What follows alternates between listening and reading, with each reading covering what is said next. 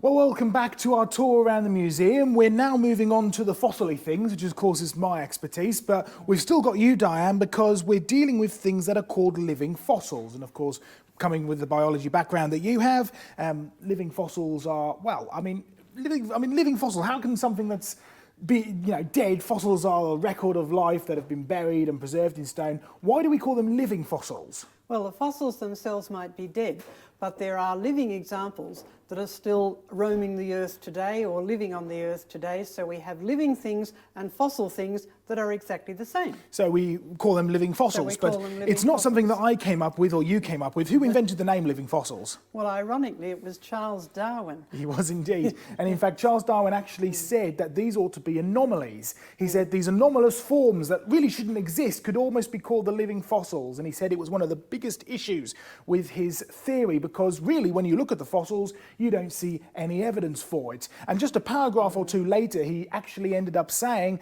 that it wasn't the strongest creature that his theory was founded on, but the one that was most adaptable to change. And yet what we're looking at here are examples of creatures, examples of plants, examples of organisms which haven't changed no matter how old you want to believe they are. So let's run through some of these, Diane, and let's talk about one that's supposed to be one of the oldest on the table. It's actually one of my favourites. I mean, you see this great big circle thing here, and then you've got this little sort of circle in the middle here.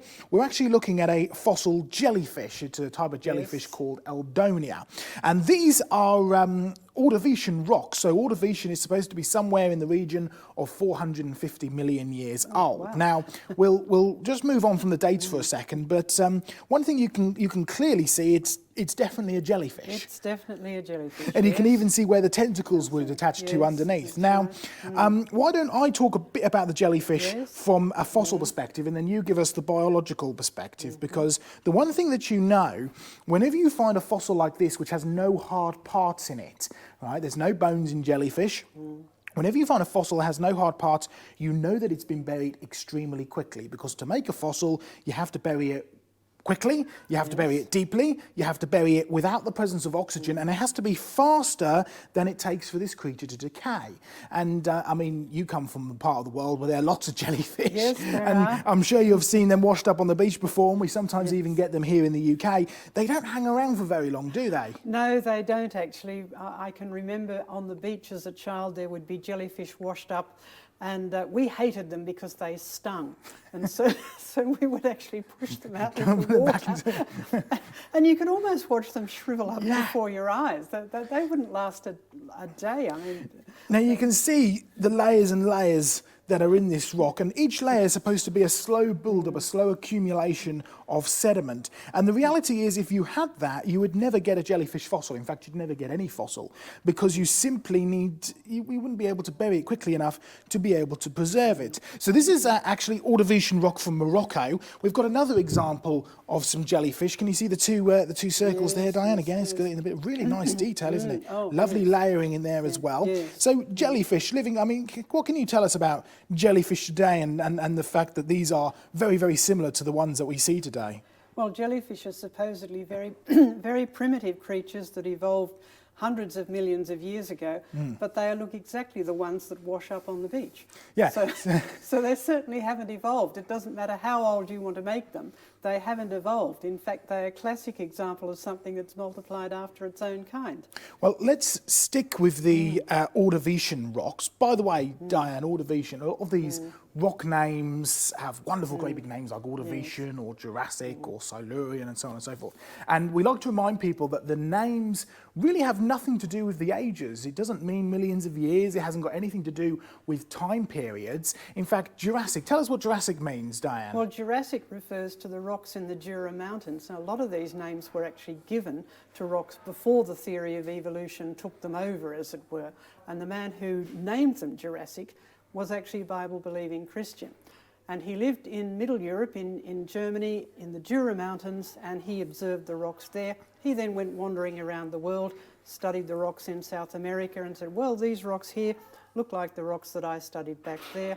So I will describe them as being similar to the Jura Mountains rocks. So Jurassic. Jurassic, like The rocks Jurassic. in the Jura Mountain. So it's actually a description of what the rock looked like, what it contained. It had nothing to do with it being supposedly millions of years old. Compared to other places as well. It was a comparison. Yes. And so you'll find that it doesn't have anything to do with millions of years. It doesn't have anything to do with evolution in the slightest, but everything to do with where it was first studied. Yes. And these rock types, so you hear the names like Jurassic and Ordovician, and they're referred to today, or they're often viewed today as time periods, as periods of time. But that wasn't what they started out as. They started out as rock types, and it's worth remembering that. Yes. Okay, so Ordovician, when we're talking about Ordovician, if you go to Wales, sort of mid to South Wales, back in the Celtic times, there used to be a Celtic tribe, which are now extinct because the Romans wiped them out, called the Ordovici tribe.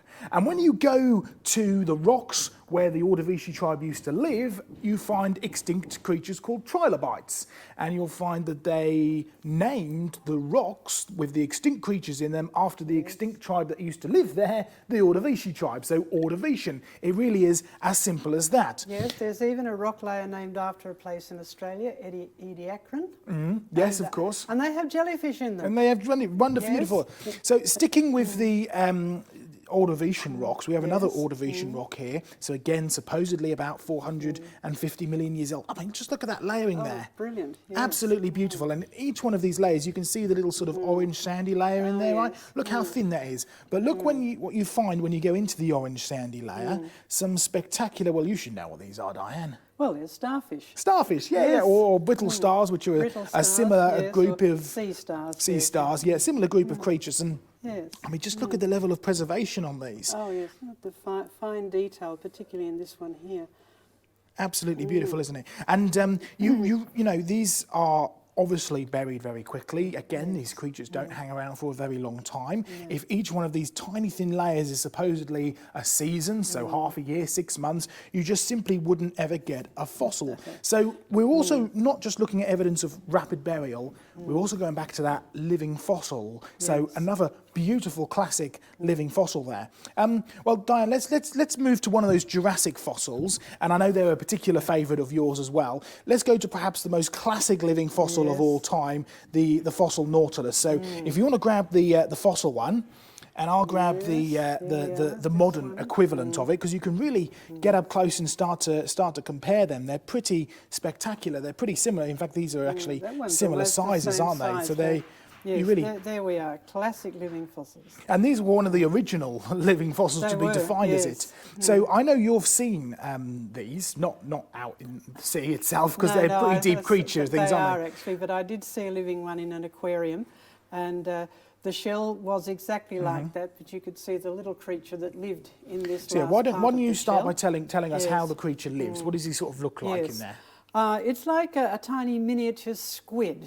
It's a little little soft-bodied creature with tentacles, and it lives in the last part of this shell, which is this hollow space. The big here. sort of hollow, Yes. yeah, as it goes in, yes. And the interesting thing is that each year it actually extends the shell by secreting a new chamber. That's its shell. So that's what you can see in this here, where the surface has been polished off to show you it's made up of a whole lot of segments.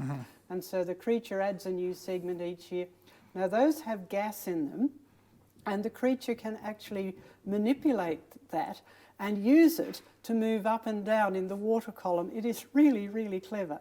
So he's actually, it's almost like a submarine then, really. It's the same way that a rises submarine to put works, itself down. yes. Absolutely spectacular. So again, classic living fossil. Classic. These are, what, about 200 million years old, supposedly, the Supposedly, Jurassic, yes. and yet they haven't changed in the slightest. And you're starting to see a theme here with all of these, Yes, we all of are, these living yes. fossils. So a beautiful example. Now, something that you might recognise, because they're very, very similar to the Nautiluses, is the ammonites. Now, ammonites, as far as we're aware, are now extinct. And you can see here, you've got the one, there's the shell there, right? And then we've cut it open and opened it up. Absolutely stunning chambers wonderful, inside. isn't it? But Yes. even though these aren't alive today, what can we see when we study ammonite fossils from as far back as when they first appear in the fossil record to when they appear to go extinct? What's a common theme, Diane? Well, it doesn't matter where you find them in the fossil record.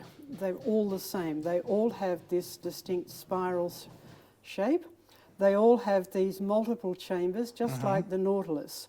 And these wavy lines here, the walls, vary a little bit in exactly how many curves they've got, but basically they are exactly the same, whether you find them at the bottom of the evolutionary timetable or to the last time they were found in the evolutionary timetable. Now, we don't believe in that timetable, but wherever you find them, they are all exactly the same in terms of this basic pattern and this, these segments, these chambers. So really what we're looking at evidence of then is that these creatures, as far back as you find them to the point where they go extinct, and with the living fossils, which is as far back as they start to today, they've reproduced after their own kind. They've reproduced after their kind. They have not changed. Now, where did we get that phrase from, after their kind? After their kind comes straight out of Genesis, and it's very interesting within one chapter. After their kind occurs 10 times. Now, if God wants you to know something, telling you 10 times is a good way of making sure I mean, if God says something once, you ought to pay attention. If he says something 10 times, he's really trying to make you think about it, right? Yes. 10 times reproduce after their own kind. And in fact, that's what we actually see in the fossil record. Whether it's the living fossils, the ones that are still alive today, or whether it's the ones that appear in the fossil record fully formed and seem to go extinct, no matter how long you want them living for, the one thing you can be sure of is that they have reproduced after their own kind. There simply is no evolution there in the slightest. So evidence even in the extinct creatures that we have today. Well, let's move on, Diane. What do you think we should deal with next? Shall we deal with perhaps a living fossil which has changed? And that's interesting because change, of course, means evolution. This is something which Charles Darwin did. He observed change, called change evolution, called all change evolution, and therefore he claimed that evolution had been proven. Now, we've got a rather beautiful fossil here. In fact, I know that you've got some of these in the gardens, and we, at my university, we have these growing here today. These are the ginkgos, but they've got a specific name, haven't they? Ginkgo what? Ginkgo biloba. Biloba. Yes. And that's because of the little sort of cut that most of them have in the top here? Yes, so a lot of them have two distinct lobes, so they form a sort of heart shape. Yes. Now these are the supposedly younger ones. These are the Eocene ones, right? And they're still alive today. So these are supposedly sort of 20-odd million years old. But we find them as far back as the Jurassic, which is supposedly a couple of 100 million years old. But they have something distinctive because I've dug these up right from the Jurassic, and they don't have two fronds. They can sometimes have many fronds, and they kind of extend right up outside of the leaf. These huge, great big, almost like three great big things that kind of extend up and out. So they've clearly changed. They used to have these big long fronds. Today they either look like this or they have one little notch kind of taken out of them. Now that's clearly changed, but has it evolved? Well, no, it hasn't. All that's happened is that it's shrunk. That's basically it. That's all that's changed. So the fossil ones are larger and they have more fronds or more lobes. So they have a larger structure and a more complex structure in terms of their shape. These is very much like the modern day ones that are growing. There's actually a tree of them growing outside the Natural History Museum, which has become a temple to evolution. So that's definitely a change, but it's not evolution. They've gone from being bigger and more complex to being smaller and simple.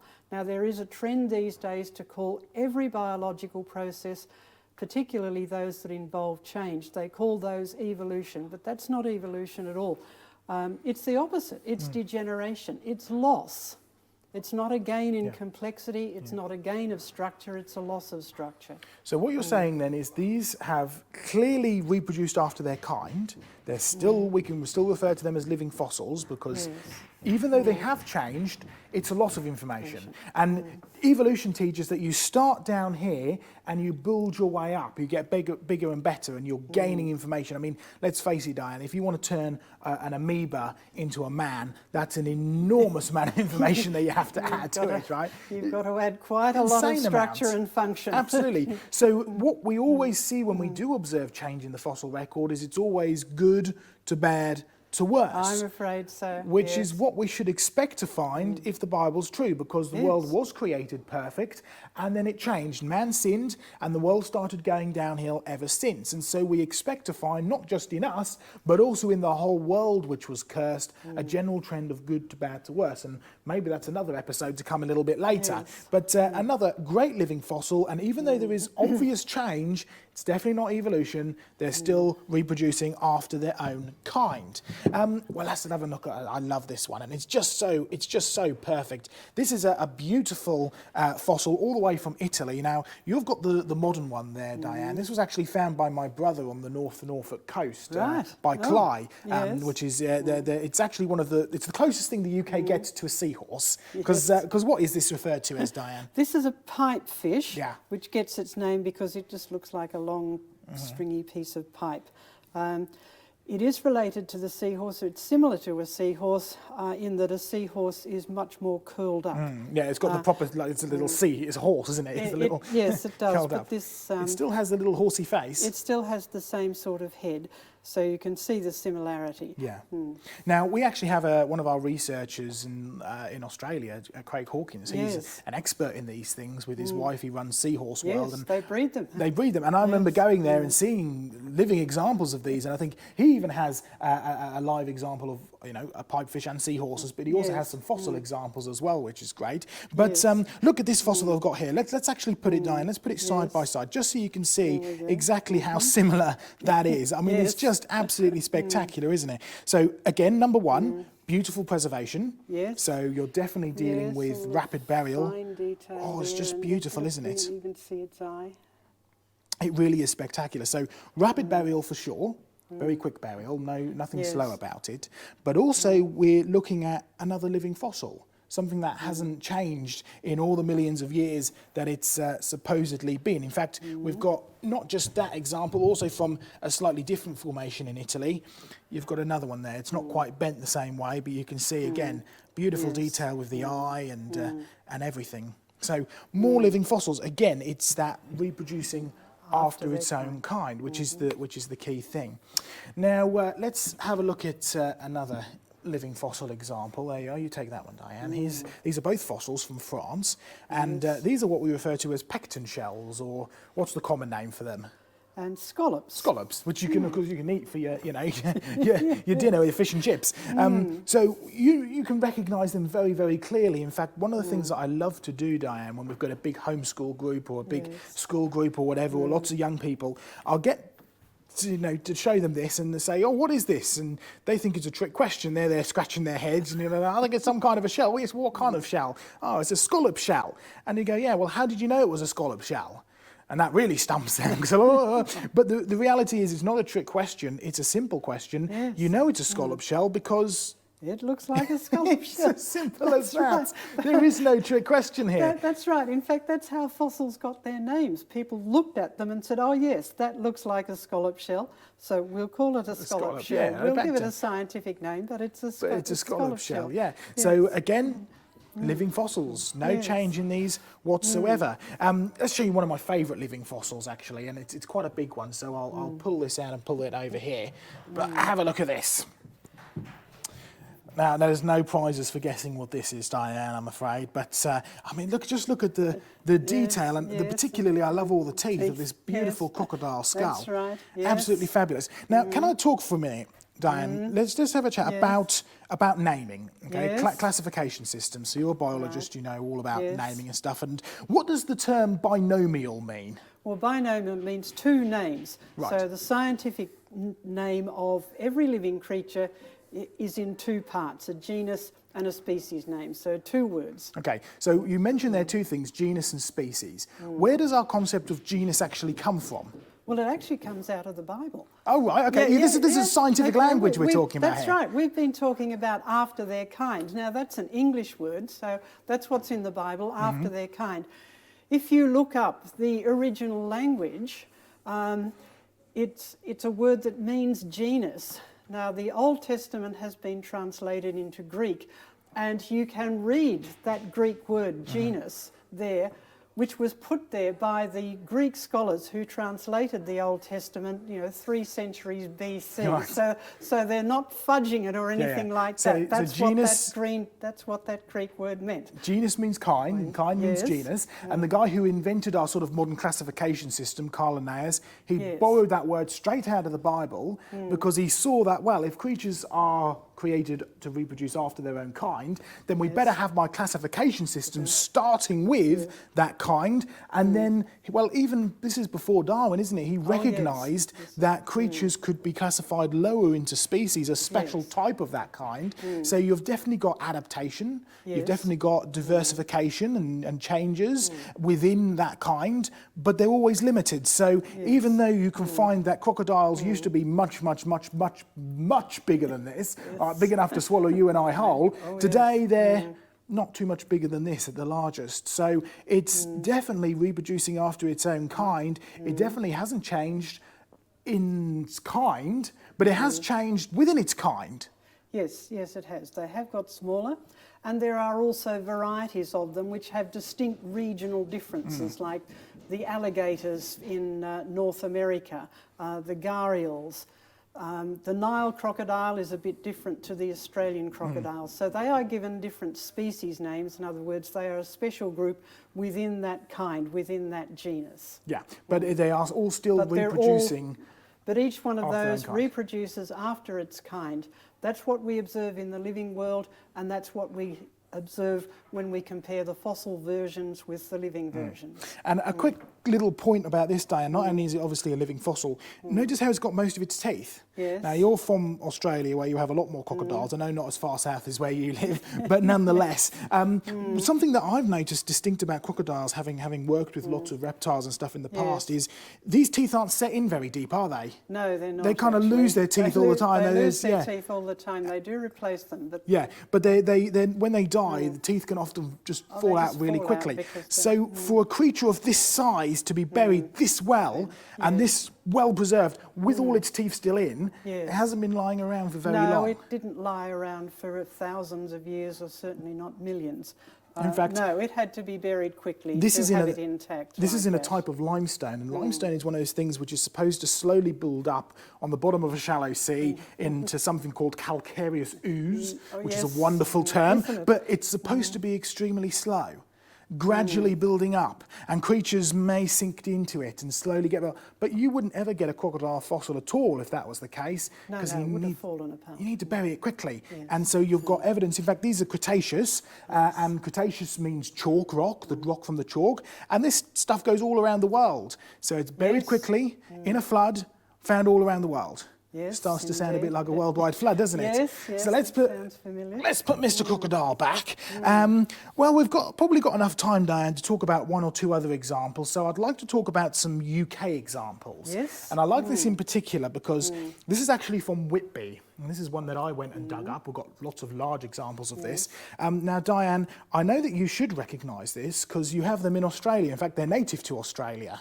Yes, but we have them alive. They're called cycads. Yes, cycads, there you go. So this is a cycad fossil. Now, I collected this and it was a windy, wet, freezing day. I was all togged up in my car and I had the muffler on and everything because it was freezing.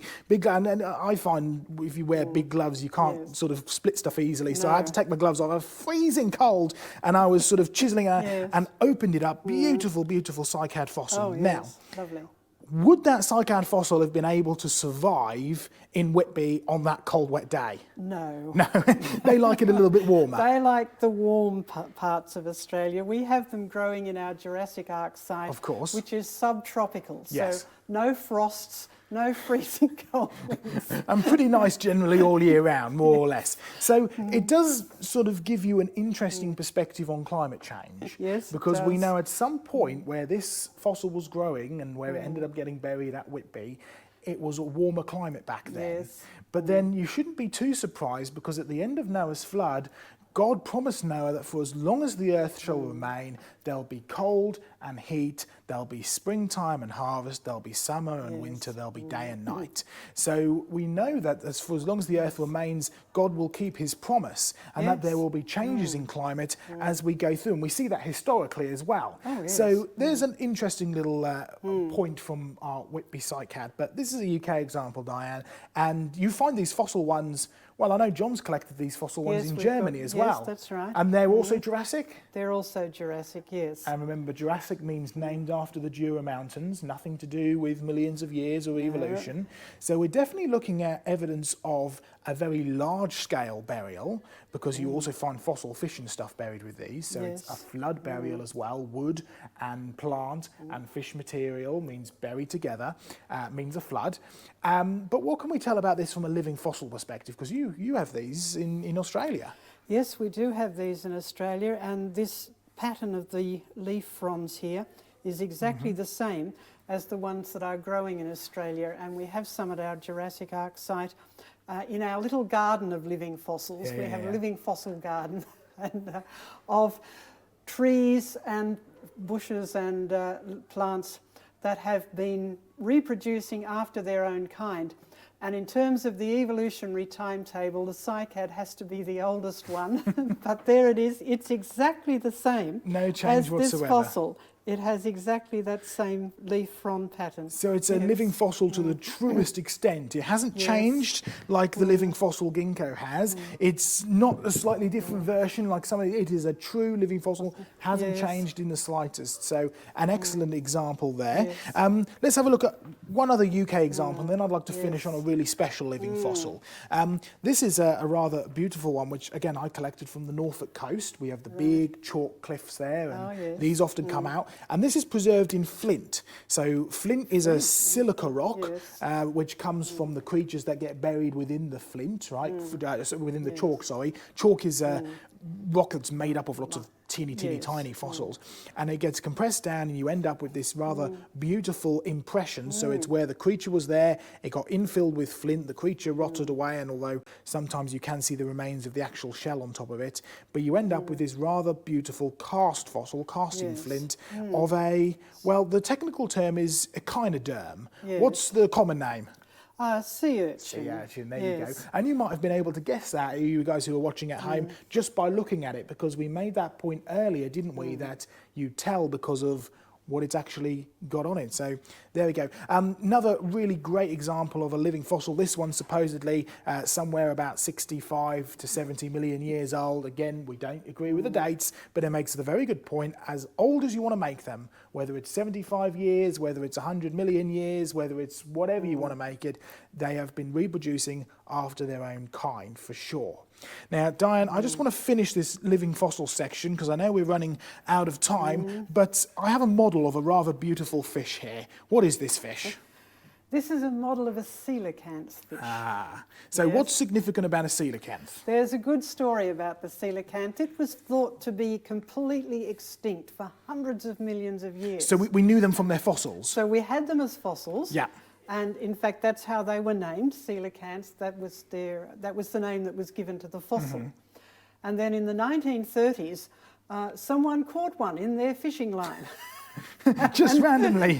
Just randomly, but fortunately there was someone who recognised what it was. And so you go, massive scientific discovery. So a great example of a living fossil, and we have some of these fossils here in the museum, but we're still in the middle of sorting and organising and doing all of that, aren't we? So we haven't come across it yet, but we do have this rather spectacular cast, model of one. So the other interesting thing is, because it was only ever known as fossils, it was promoted as being, well, this is a fish that has started to evolve legs because it seems to have these rather chunky fins which do have little bones in them. But of course, when they discovered a living one, they found out that it's a fully formed fish, and what's more, it's a deep sea fish. So why would it be evolving It's getting legs? nowhere close to the land in the slightest. Right. So there we go, great example. So really, the point of living fossils just goes to show that no matter what you dig into when you get into the fossil record, you can find evidence of one of three things. Creatures have either remained exactly the same, they haven't changed at all, like our fossil cycads. Creatures or plants have changed, but they're still reproducing after their own kind because the ginkgo changes, but it's not evolution. No, it's not in the evolution. slightest. They're still reproducing after their own kind, or creatures go extinct, like the dinosaurs as far as we're Yes. aware. Now, you have to realise that not one of those three things is any help to evolution in the slightest. If you remain the same, you haven't evolved. Full stop, you're stuck in a rut. Yeah. If you've changed, but it's not evolution, it's the wrong way, Yes. then you're on the wrong track. You're not going to evolve, Going in right? the opposite direction. Exactly. And if you're extinct, you couldn't evolve not even if you going wanted to. So you're dead. So that's the end. So really, all the fossil record shows us, and we've seen great examples of them here, is that for as long as these creatures have been around, they've been doing exactly what God said, which is...